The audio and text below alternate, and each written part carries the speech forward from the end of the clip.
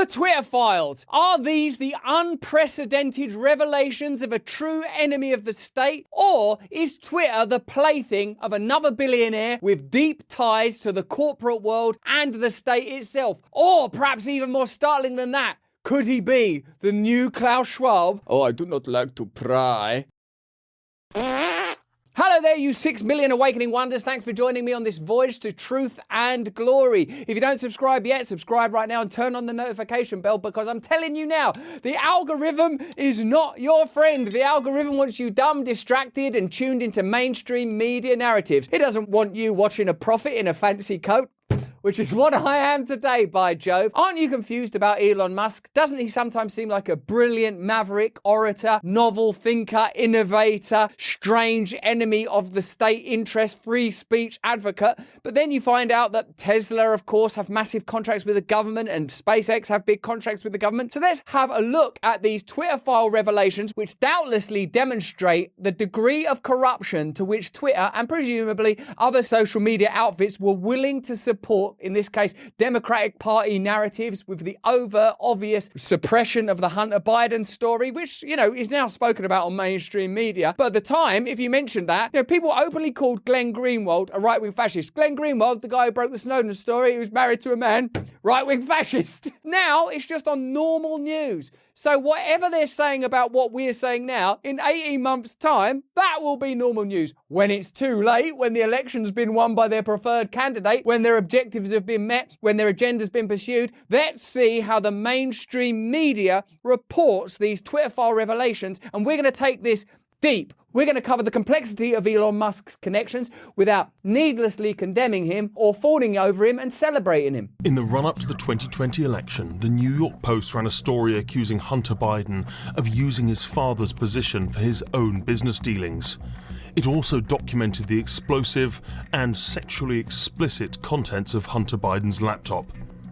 The stories were thought to have been the result of hacking, and so social media firms, including Twitter, suppressed them. They were not thought to have been the result of hacking. They had to find a way to repress the story, because ultimately there are affiliations within Twitter, or there were at that time, that were aligned with it. I hope you know that we are not a pro-Republican organisation, that we wouldn't call ourselves right-wing. In fact, I think our raison d'etre is to get beyond those categories, because I don't think there's a future for ordinary people with that level of divisiveness. But you cannot support that level of censorship and still claim to be in support of democracy and freedom. That time is over. So on that basis, Elon Musk is doing a good thing at Twitter. But is it that unique, and is it that distinct? Is his objective the support of free speech, as he claims? Can we take him at his word? Or does the recent banning of Kanye show, whether you think that was right or wrong, that nothing that dramatic has really changed? Twitter banned Kanye before for anti-Semitism. Twitter banned Kanye now for anti-Semitism. My personal stance on anti-Semitism is you shouldn't be racist. It's something the company's founder now accepts was an error. We recognize it as a mistake that we made. If Twitter is doing one team's bidding before an election, shutting down dissenting voices on a pivotal election, that is the very definition of election interference. On this point, I'd have to say that I 100% agree with Elon Musk, as we stated at the time of the Hunter Biden revelations, when we were at some risk for reporting on it. So with regard to this issue, we agree with Elon Musk. Frankly, Twitter was acting like an arm of the Democratic National Committee. The world's richest man also started to release internal Twitter files, something the White House said was not healthy. We see this as an interesting, or a coincidence, if I may, that he would so haphazardly, Twitter would so haphazardly push this distraction that is full of old news. No one's got sufficient integrity to form a platform from which to condemn or criticize or decry these actions. We know that they tinkered with, prohibited, controlled that information because they knew it would affect the outcome of an election. We know that there are other things like that it's still not safe to talk about. We don't have a credible government. We know that Joe Biden made numerous pledges throughout his election campaign, where it's around Saudi Arabia, supporting the rights of workers, not exacerbating in a nuclear conflict that he's reneged on. Because there is so little trust in public life, a figure like Elon Musk, even as the world's richest man, is a breath of fresh air, interesting orator. In essence, we're seeing the Trump effect play out again. There's been so much Sturm und Drang, so much chaos. Is Musk another example of this, or will what's happening on Twitter have meaningful ramifications for ordinary people? When the Hunter Biden stories, outlandish and lurid as they were, emerged just weeks ahead of the 2020 poll, social networks decided they were probably false or the result of hacking, and so took decisive action.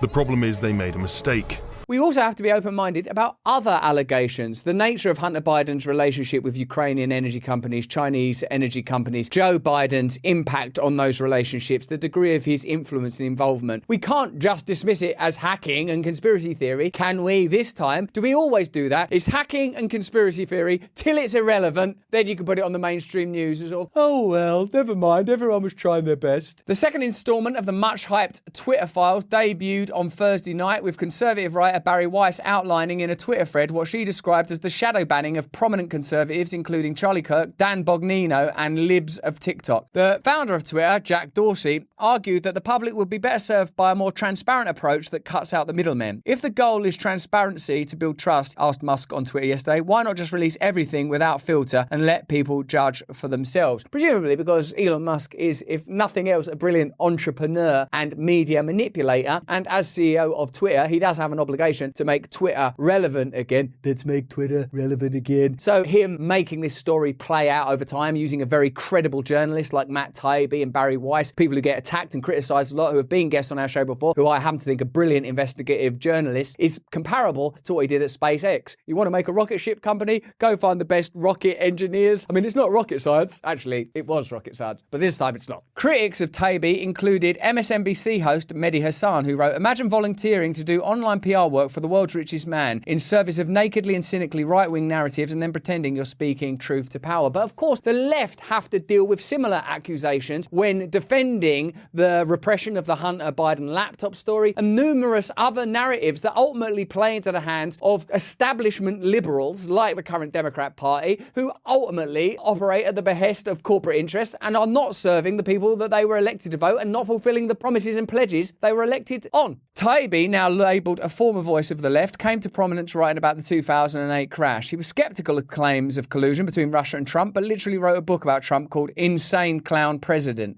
So he was not a pro-Trump figure, he's just interested in investigative journalism. It's got to the point now where the narrative has shifted. The imposition of censorship has become so sort of rigid and immersive that if you're just investigative and open-minded and not blinkered and blind, you are a de facto right-wing conspiracy theorist. Although in 18 months, you'll just have been telling the truth, but you'll be talking about something else then, and that will be right-wing conspiracy. So you can't really ever get out of it unless you're willing to wear an outrageous coat. So is Elon Musk right about government censorship and collusion? The FBI warned Twitter during weekly meetings before the 2020 election to expect hack and leak operations by state actors involving Hunter Biden. So they started to prime them and let them know, hey, when you hear about this, that's the old hack and leak. You sure it's not that Hunter Biden's got all sorts of shady business deals? Do you not remember seeing him on the news going, I don't need to tell you about my business deals. I don't need to open up my kimono. I'll show you what's going on downstairs. One thing that I don't have to do is sit here and open my kimono. It's clear now that those revelations were true, and there's probably more information in them that's relevant to the credibility of Joe Biden as a president and the lack of transparency around his business dealings and his connections to his family and these various energy companies. Former Twitter legal policy and trust and safety lead Vijaya Gad played a key role in censoring the Hunter Biden story in October 2020. After Biden became president, his administration appointed her to an advisory role on a committee that helped shape the Department of Homeland Security's misinformation and disinformation work that same year. The revolving door keeps spinning. These connections are still evident, and the idea that we are spoon-fed this stuff and don't question what's going into our mouth becomes increasingly ridiculous. Alan McLeod revealed that Twitter hired a host of former FBI agents to work in the fields of security, trust, safety, and content. So deep state agencies had people in social media that were working in areas that meant they would explicitly be directing censorship, controlling content output, output and having an influence on how we perceive reality. While talking about this and celebrating Elon Musk's work for the freedom of speech, let's have a look at some of his other relationships to give us just some context for how we can look at him as a cultural figure more broadly. Tesla and SpaceX have received more than $7 billion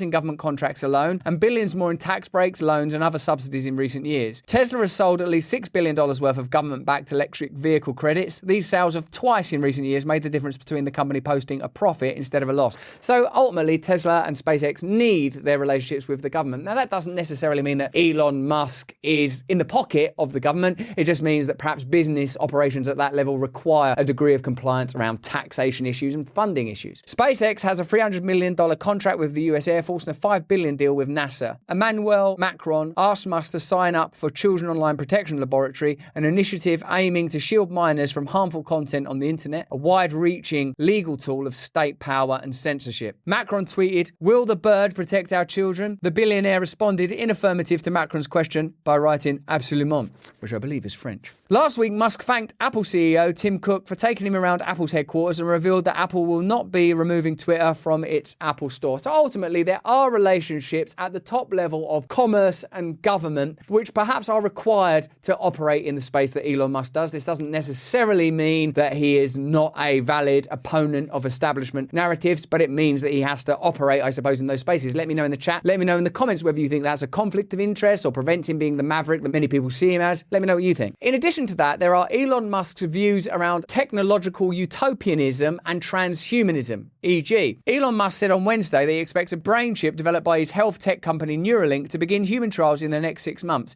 In addition to forecasting clinical trials, Musk said he plans to get one of the chips himself. This, as the company is under federal investigation after it was reported around 1,500 animals died in the last 4 years during tests. Now, of course, many people say that Neuralink and much of this technology is used to help people that are paralyzed or blind, ultimately impeded in some way. Whether or not you think it's a good thing or whether you're concerned about the sort of cyborg dimension being so rapidly approached, let me tell you, there's an unusual ally for Elon Musk in this world. It's our old friend, Klaus Schwab. Can you imagine that in 10 years when we are sitting here, we have an implant in our brains and I can immediately feel, because you all will have implants. You all have them and you will be happy. And we measure your brain waves. What you're doing in your brain waves, you will have implants and you'll be happy. And I can immediately tell you how the people react, or I can feel how the people react to your answers. Is it imaginable? So while Elon Musk is a radical opponent of certain Democratic National Party interests, elsewhere his interests seem to be in alignment with globalist goals like the one just cited there. That doesn't necessarily make Elon Musk an inauthentic or bad person. It just shows that within that space there is alignment financially and ideologically in ways that might be surprising. And these are certainly the things we would love to discuss with Elon Musk when he comes on our show on Rumble 5 days a week, which you can watch. Is Elon Musk a radical maverick or is he part of the establishment? Possibly he is both. Perhaps it's necessary to be both to operate in the spheres he operates in. But that's just what I think. Let me know what you think in the comments and the chat below. If you enjoyed this video, have a look at both of these. And remember, turn on the notification bell. It's the only way we can beat the algorithm. That is one machine we definitely can't trust. And please turn on your subscriptions right now because we release a video every single day on this channel. Stay free.